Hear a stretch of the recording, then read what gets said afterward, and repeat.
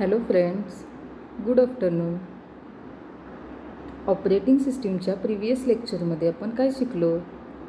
तर the components of operating system. Total 6 component आहेत, right? त्या सगळ्याचा आपण प्रिव्हियस लेक्चरमध्ये स्टडी केलेला आहे. आजच्या लेक्चरमध्ये आपण बघणार आहोत operating system structure. Okay, operating सिस्टीमचं नेमकं स्ट्रक्चर कसं असतं याच्याबद्दल आज आपण ह्या लेक्चरमध्ये शिकणार आहोत. The design of an operating system architecture traditionally follows the separation of concerns principle. Okay, हे जे काही ऑपरेटिंग सिस्टीमचं डिझाईन केलेलं असतं त्याचं जे काही स्ट्रक्चर असतं ते कोणाला फॉलो करतं, ते कसं डिझाईन केलेलं असतं, तर ते कोणाचे इन्स्ट्रक्शन्स फॉलो करतं? कन्सर्न्स प्रिन्सिपलचे जे सेपरेशन्स आहेत, राईट? सेपरेशन ऑफ कन्सर्न प्रिन्सिपल्सला फॉलो करून ऑपरेटिंग सिस्टीमचं स्ट्रक्चर डिझाईन केलेलं आहे. This principle suggests structuring the operating system into relatively independent parts that provide simple individual features, thus keeping the complexity of the design manageable. म्हणजेच काय, हे जे काही ऑपरेटिंग सिस्टीम डिझाईन केलेलं आहे ते त्याच्यामध्ये जे काही नंबर ऑफ पार्ट्स असणार आहेत ते इंडिपेंडंट असणार आहेत. ओके, का? त्यामुळे काय होतं, ते काय प्रोव्हाइड करतं? सिम्पल इंडिव्हिज्युअल फीचर्स प्रोव्हाइड करतात. त्यामुळे काय होतं, जे काही डिझाईन केलेलं आहे त्याच्यामध्ये जे काही पार्ट्स असणार आहेत त्याच्यासाठी जे काही आपण फीचर्स प्रोव्हाइड केलेले आहेत त्याची कॉम्प्लेक्झिटी काय होते, इझिली मॅनेज होऊ शकते. Okay, besides managing complexity, the structure of operating system can influence key features such as robustness और एफिशियन्सी. जे काही आपण डिझाईन केलेले असणार आहे, राईट, ऑपरेटिंग सिस्टीम, त्याच्यामध्ये जे काही नंबर ऑफ इंडिव्हिज्युअल पार्ट्स असणार आहेत त्यांना जी आपण सर्व्हिस प्रोव्हाइड केलेली आहे ती इझिली मॅनेज करू शकतो आपण, त्यांची जी काही कॉम्प्लेक्झिटी असणार आहे. पण प्लस ते काय आणखीन एक्स्ट्रा फीचर्स प्रोव्हाइड करतं, तर रोबस्टनेस और इफिशियन्सी, हे जे काही एक्स्ट्रा फीचर्स आहेत ते सुद्धा ते आपल्याला प्रोव्हाइड करतं.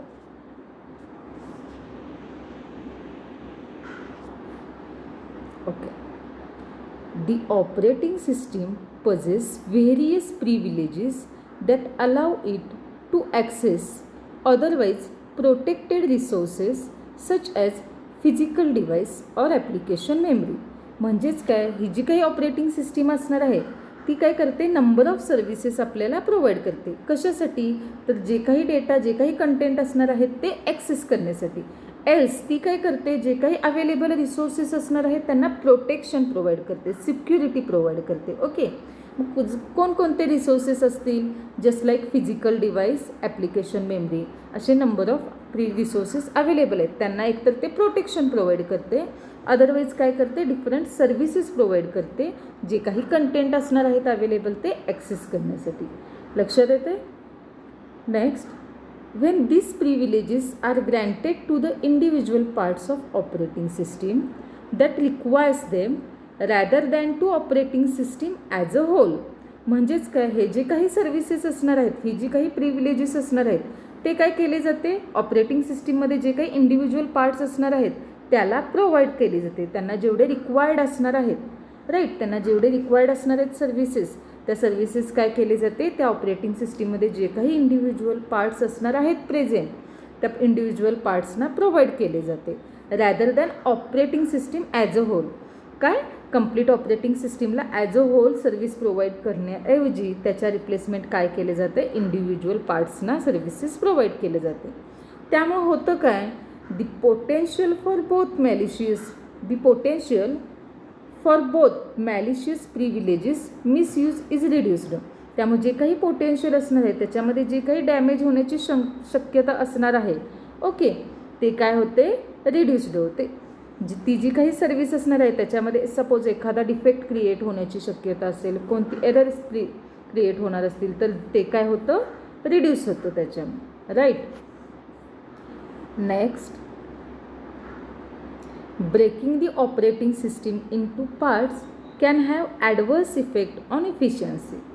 जी काही ऑपरेटिंग सिस्टीम आहे त्याचं डिव्हिजन केलं, ते डिव्हाइड केले पार्ट्समध्ये, ओके, तर काय होतं, त्याचा साईड इफेक्ट म्हणू शकता किंवा त्याचा हार्मफुल इफेक्ट होतो. त्याच्या जी काही इफिशियन्सी आहे त्याच्यावर त्याचा हार्मफुल इफेक्ट होतो.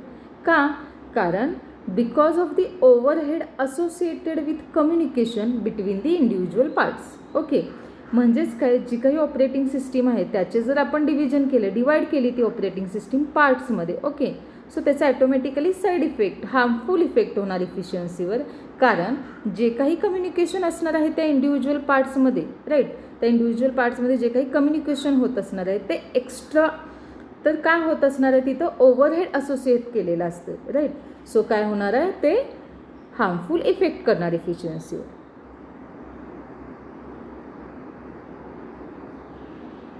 Next, here you will learn about the structure of operating system. Okay, operating सिस्टीमचं नेमकं काय स्ट्रक्चर आहे ते आपण आता स्टडी करणार आहोत. In other words, you will see what operating system looks like from the outside or programmers interface.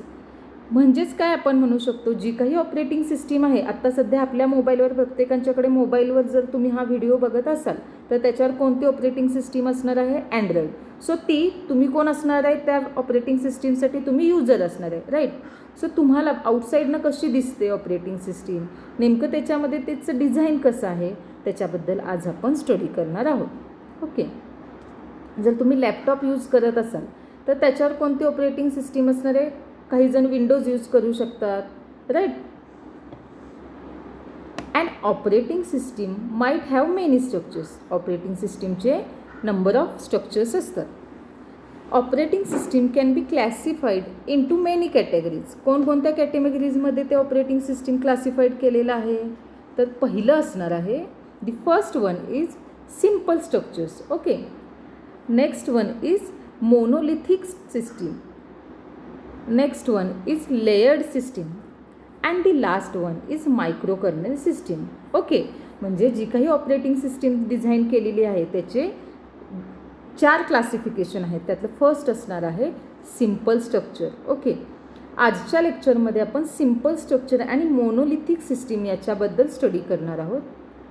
Next लेक्चरमध्ये आपण लेयर्ड सिस्टीम अँड मायक्रोकर्नल सिस्टीम म्हणजे नेमकं काय, त्याच्यामध्ये काय होतं, ते कसं डिझाईन केलेलं आहे याच्याबद्दल स्टडी करूया. Okay, let's see simple structure. आता हे सिम्पल स्ट्रक्चर कसं असतं बघूया आपण. Such system does not have well defined structure. Okay, त्याला पर्टिक्युलर असं स्ट्रक्चर नसतं, फिक्स्ड फॉर्मॅटमध्ये स्ट्रक्चर नसतं. System that uses this such a structure are simple and for limited system. So system काय करते, हे जे स्ट्रक्चर आहे ते सिम्पली यूज करते. ओके, म्हणजे काय, सिम्पल वे, ते काय प्रॉपर, त्याला ते प्रॉपरली डिफाईन्ड केलेलं नसतं, त्याला फिक्स्ड असं फॉर्मॅट नसतो. सो ते सिस्टीम काय करते, ऑपरेटिंग सिस्टीम सिम्पलमध्ये ते स्ट्रक्चर यूज करते. आणि हे जे काही स्ट्रक्चर असणार आहे ते लिमिटेड सिस्टीमसाठीच यूज केलं जातं. Okay, an example for this structure is MS-DOS. MS-DOS हे बेस्ट एक्झाम्पल असणार आहे सिम्पल स्ट्रक्चरचं. So MS-DOS written to provide the most functionality in the least space. म्हणजेच काय, कमी जागेत ते काय करतं, जास्त मॅक्झिमम फंक्शनॅलिटी प्रोव्हाइड करतं. ओके, MS-DOSमध्ये काय होतं, ते काय करतं, कमी जागेमध्ये जास्त फीचर्स प्रोव्हाइड करतं, जास्त फंक्शनॅलिटीज प्रोव्हाइड करतं. This simple structure not divided into modules. हे जे काही स्ट्रक्चर असणार आहे ते मॉड्यूल्समध्ये डिवाइड केलं जात नाही. Although MS-DOS has some structure, its interface and levels of functionality are not well separated. MS-DOSला जरी डिफरंट स्ट्रक्चर्स असतील, ओके, काही स्ट्रक्चर्स असणार आहेत त्याला, त्याच्यामध्ये जे काही interfaces and levels of functionality असणार आहेत, right. MS-DOS have some structure, त्याला एक ठराविक असं काही स्ट्रक्चर असणार आहे, राईट, पर्टिक्युलर स्ट्रक्चर असणार आहे.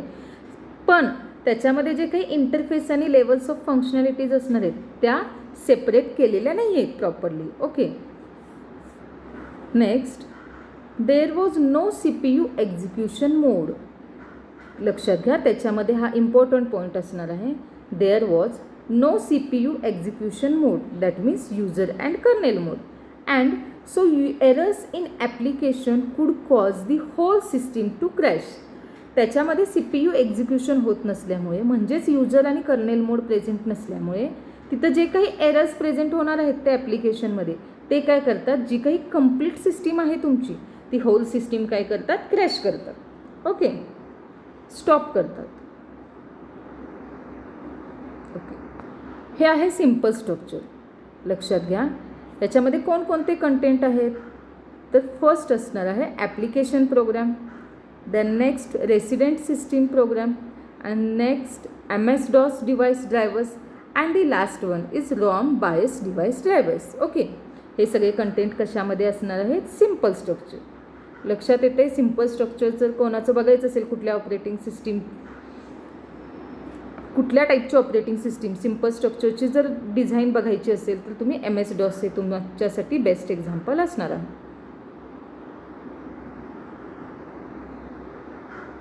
नेक्स्ट स्ट्रक्चर असणार आहे मोनोलिथिक स्ट्रक्चर. ओके, आता मोनोलिथिक स्ट्रक्चर म्हणजे काय, नेमकं ते कसं डिझाईन केलेलं आहे. तर operating system is divided into multiple modules written as a collection of procedures. ही जी काही ऑपरेटिंग सिस्टीम आहे ती नंबर ऑफ मॉड्यूल्समध्ये डिवाईड केली जाते, राईट. सो ते as a collection of procedure काय केलं जातं, रिटर्न केलं जातं. Each module is designed for performing specific task. Okay, जे काही प्रत्येक मॉड्यूल असणार आहे ते कशासाठी डिझाईन केलेलं असतं, तर पर्टिक्युलर टास्कसाठी. त्या प्रत्येक मॉड्यूलसाठी एक स्पेसिफिक काय असणार आहे, टास्क असणार आहे, राईट. प्रत्येकाचा वर्कलोड डिफरंट असणार आहे डिफरंट मॉड्यूलचा. सो कोणकोणते टास्क असू शकतात, such as file management, input output management, और memory management, and so on, right. So जी काही ऑपरेटिंग सिस्टीम असणार आहे ती नंबर ऑफ मॉड्यूल्समध्ये डिवाईड केली जाते, आणि जे काही नंबर ऑफ मॉड्यूल्स असणार आहेत त्यातल्या प्रत्येक मॉड्यूलचं, each module have specific task. Okay, प्रत्येक मॉड्यूलला काय असणार आहे, स्पेसिफिक टास्क असणार आहे. मग ते फाईल मॅनेजमेंट असेल, इनपुट आउटपुट मॅनेजमेंट असेल, किंवा मेमरी मॅनेजमेंट असू शकेल, किंवा त्याच्यापेक्षा डिफरंटसुद्धा असू शकते. Number of tasks are performing by particular module. Any module can call any other module without any major restrictions. Okay, single module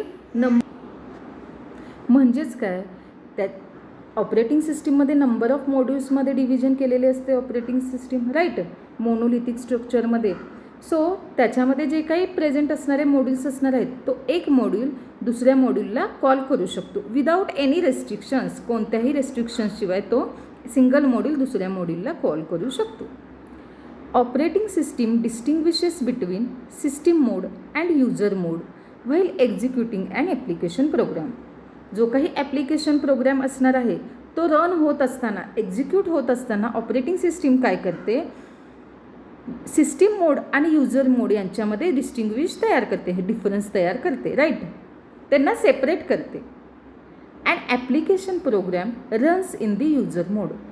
जो काही ॲप्लिकेशन प्रोग्राम असणार आहे, राईट, हे जे काही ॲप्लिकेशन प्रोग्राम असणार आहे ते कुठं एक्झिक्यूट होणार, तर ॲट युजर साईड, युजर मोडला एक्झिक्यूट होतं.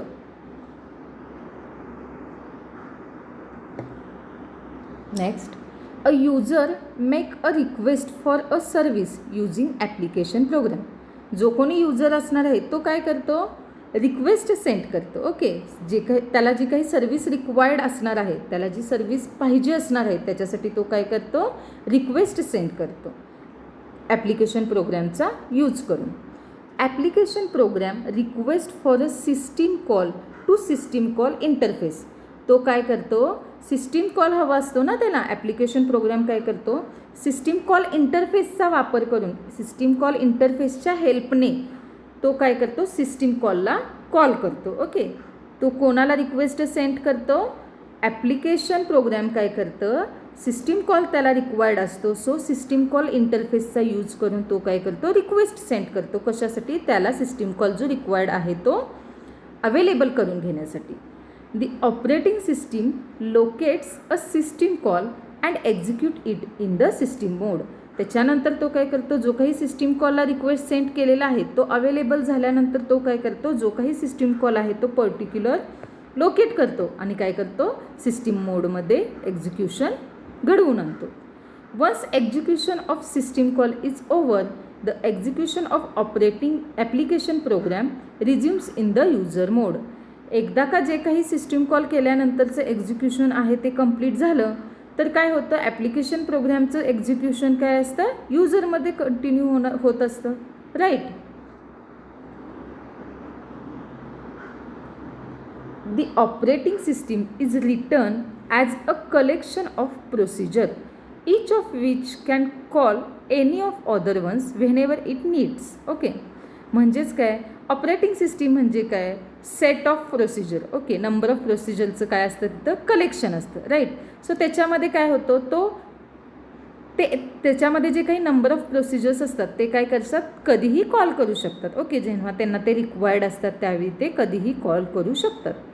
When this technique is used, then each procedure in the system has a well-defined interface in terms of parameters and results. Okay, जेव्हाही आपण टेक्निक यूज करतो त्यावेळी त्याच्यामध्ये जे काही अवेलेबल प्रोसिजर्स असणार आहेत, ज्या काही प्रेझेंट प्रोसिजर्स असणार आहेत त्या काय करतात, सिस्टीममध्ये वेल डिफाइन्ड इंटरफेस तयार करतात.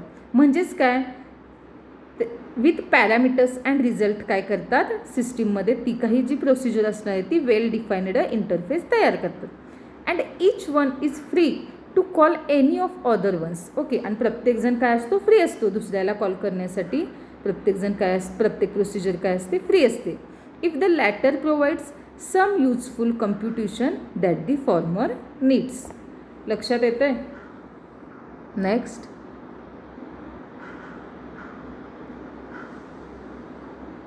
Monolithic system provides a basic structure for the operating system. Okay, हे काय करतं, बेसिक स्ट्रक्चर प्रोव्हाइड करतं ऑपरेटिंग सिस्टीमसाठी. A main program that invokes the request service procedure.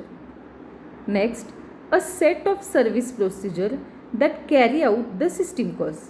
जे काही सेट ऑफ प्रोसिजर्स असणार आहेत ते काय करतात, सिस्टीम कॉल्स कॅरी आउट करतात. Next, a set of utility procedure that helps the service procedure.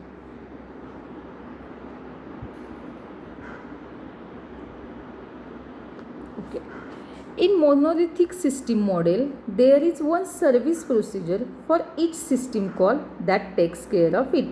Okay, ते काय प्रोव्हाइड करते, सर्व्हिस प्रोसिजर प्रोव्हाइड करते प्रत्येक सिस्टीम कॉलसाठी.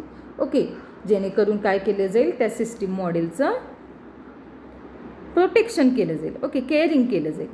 The utility procedure do jobs that are needed by several service procedures such as fetching the data from the user programs. Okay, this division of the procedure into following 3 layers. आता ही जी काही structure असणार आहे monolithic structure, okay, त्याच्यामध्ये जे काही number of procedures असणार आहेत ते 3 लेयर्समध्ये डिवाइड केलेले आहेत. ओके, ते 3 स्टेजमध्ये डिवाइड केलेले आहेत. त्यातली फर्स्ट असणार आहे मेन प्रोसिजर, नेक्स्ट असणार आहे service procedure and the last one is utility procedure. Okay, आता ते नेमकं कसं दिसतं, बॉटम फेजला कोण असतं, मिडलला कोण असतं अँड टॉपला कोण असतं, त्याच्यासाठी आपण डायग्रॅम बघूया. Okay, this is the diagram. Okay, for monolithic system. Operating सिस्टीमचे जे मोनोलिथिक स्ट्रक्चर असणार आहे त्याची ही डायग्रॅम असणार आहे. ओके, सो बेसला इथं कोण असणार आहे, युटिलिटी प्रोसिजर. ओके, मिडलमध्ये कोण आहे, सर्व्हिस प्रोसिजर अँड टॉपला कोण असणार आहे, मेन प्रोसिजर. ओके, टॉपला आहे ती मेन प्रोसिजर असणार आहे. Okay, and the bottom one is utility procedure and middle one is service procedure. So this is the figure for monolithic structure of operating system. हे जे काही स्ट्रक्चर्स असणार आहेत operating सिस्टीमचे याच्याबद्दल तुम्हाला पेपरमध्ये कधीही क्वेश्चन विचारला गेलेला नाही आहे आत्तापर्यंत तरी. ओके, सो हे इतकं काही इम्पॉर्टंट नाही आहे. थँक्यू.